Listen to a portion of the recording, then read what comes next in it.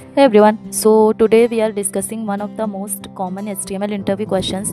What is the difference between div and span?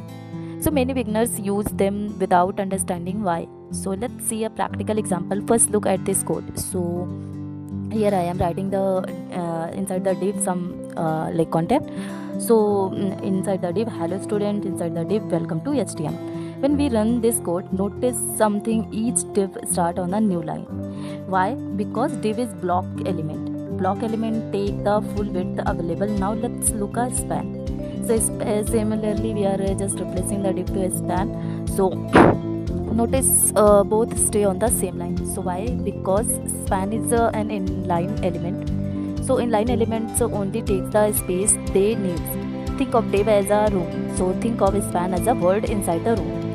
So in real project we use div to create sections, for example navbar, sidebar, footers, cards.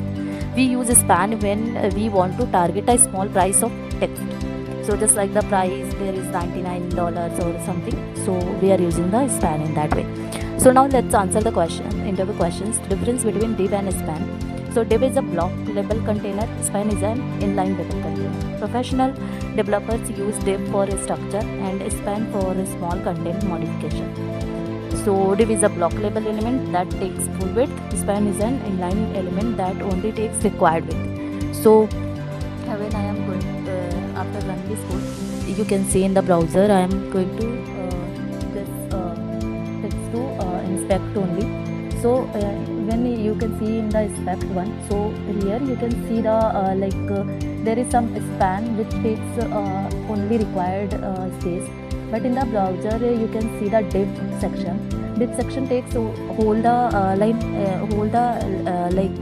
lines space, right? So here you can see all the things which is differentiate span and div.